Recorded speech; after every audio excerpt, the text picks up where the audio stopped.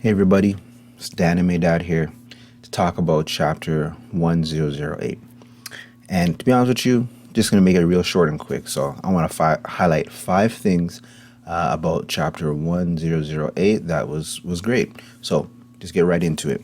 Number one, Kanjuro making that drawing of Oden was really good to see. Yes, Kanjo's alive. Yes, Odin is truly dead. So that is something that's good to see. I know there were some mixed feelings from looking at comments and other videos and stuff like that about Odin possibly being live or if it was going to be Oni Maru or whatever. But when I did the review on the last chapter, I did mention saying that Kanjuro would make the most sense. That'd be one of his drawings. It's not like it was like a common thing. A lot of people have that feeling. But was on that page or on that camp to say for Kanjuro because the deepness of the cut towards the scabbards and what that would do and how that would feel for the scabbards. The fact that they had Odin there and making it seem like he was there, and then he would turn his back on them and do what he did in chapter 108 or sorry 1008. So big shout outs to Ashura and Rizo. I think was it. I think it was those are the only two. Just trying off of the top of my head here that pretty much noticed that wasn't Odin right away, and knew that something was going on, and then that would be a fake. So you got to big up to them for that. So number two is Ashura Doji and Rizo. So that'd be my number two. For not falling for the fake. So the rest of the group, they got caught up in the emotions. They really want to see Odin, right? And if we really think about in the grand scheme of things, they got fast forwarded 20 years, right? So, a lot of those emotions of them seeing Odin the last time in the pot of boiling oil, getting shot and stuff like that is still recent in their mind. So, deep down, like Kinemon really wants Odin to be alive, even though we know that he's dead. He wants him to be alive. So it's not true, obviously. And we see what happened when Ashura pretty much pushed Kinemon out the way and got stabbed by by Kanjo's drawing of Odin.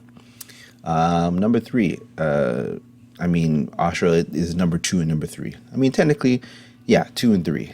Ashura being there and, taking that, jumping in front of Kinemon, getting stabbed, and then when Odin's, or Kanjuro's version of Odin released the bombs and had the bombs out on his chest to blow himself up, to kill all the scabbards, and for him to grab him and take him aside and take that explosion. I'm not too sure if I seen it correctly, if Ashura was alive afterwards, but if he died, that's a huge sacrifice, right? Which is something that we needed to see, some type of sacrifice in Wano so far, so that would be good. And actually, out of all the scabbards, Ashura would be the guy, right? I actually reading it, I was like, oh man, I don't want him to go, but Ashura did a really good thing for the group, right? He sacrificed himself. All right, number four, Orochi's back. A lot of people thought that Orochi wasn't dead, especially a few chapters ago when we saw CP Zero talking and his head was still on the floor. It kind of just gave these vibes that he was still alive, but we just didn't know where he was, right? So he's running around, he's setting things ablaze. He's just setting everything on fire, right? This is kind of good because now we have a chance for revenge. So if once Kinemon finds out he's alive, or Denjiro, that would be, or even Rizo getting into that fight. So that would be pretty good to see if they can go back and get revenge. So that would be great, good for them to take out Kanjuro. Maybe even Rizo taking out Kanjuro or something like that. That would be good to see. Who knows, right? But that would be a good fight. And Orochi being back, this chapter had a lot of reveals, but not anything surprising really for me in this one. Really great chapter. I loved it because everything went kind of the way I wanted it to go, right? Kanjuro's alive. Some of the scabbards, we don't know. I don't know. Maybe if you read more into it, it looks like Ashura maybe he died. So one of the scabbards got, greatly injured. Orochi's back. So that leaves for the scabbards who are still left to get revenge, right? So revenge will be sweet for them. I'm kind of hoping that it would be Denjiro, or Kinemon. So yeah, and number five, Luffy and the others. That's one of the highlights of this chapter, right? Running into that Yonko high roadblock. I know Kaido's hybrid form is there towards the end of the chapter, but I just like seeing Luffy's determination, and obviously throughout this long series. And I'm currently going back and I'm watching, finished watching Arlong Park, and on their way to go into the Grand Line. So just going over and watching those again, watching those episodes, and just seeing Luffy's determination and how it's grown and grown and grown. It's good to see. And you can see like he's pretty much stepping himself up above everybody now, right? Because everyone else is like, oh, we can't defeat Big Mom and Kaido, but Luffy's like, doesn't matter how much time we defeat these guys. I've been to hell and back a few times already, so let's just keep it going. And Kaido's giving him the respect for that. And actually, that's pretty good to see.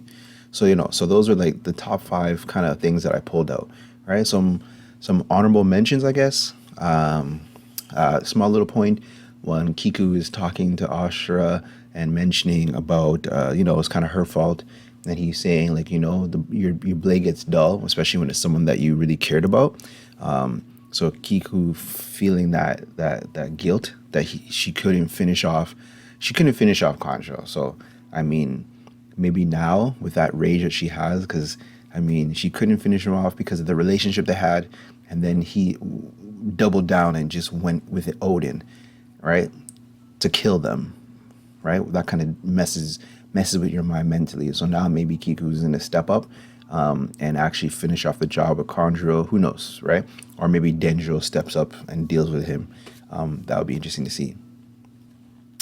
What's another one? Oh yeah, I mentioned Luffy's determination. That was good. And Law showing out his battle strategy. I guess if you think about it in those type of situations, it'd be kind of common. Two strong Yonko, the smartest thing to do. It's almost common sense that you would have two of them, and you try to separate them so you can fight them. One group takes on one, another group takes on the other. So, but the fact that Law's saying that to the group is showing that he's taking his chance to step out as well. And another one, and another honorable mention is Inurashi. I always have a hard time pronouncing it, but forgive me. So he gets props for standing up to Jack alone, even though Jack is injured, and there's no full moon. So that fight's gonna go interestingly. Is gonna go interestingly well, I think. It'll be maybe a mistake. I don't know how things are gonna go. Like obviously Inurashi is strong, but maybe if Inurashi and Mikamushi stayed, that would have been a good, the two of them to be fighting Jack together. Because I think even though that Jack is injured, greatly, he's still a mammoth, right? So he's still going to be really strong. So that might not go so well for Inurashi. But, he's a dog. He's staying in the fight. He wants to fight him. So we'll see how that goes. So that's the review for the chapter. Next chapter, in terms of what we'd like to see, who knows what we're going to see.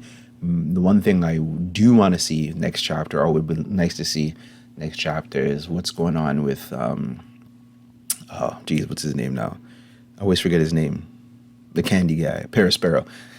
I want to see what's going on with Perospero, and if he's gonna attack Marco, or what his plans are, because it looked like he was gonna have a sneak attack, but then we saw Marco go off and grab Queen, and Chopper got the slap Queen in the face.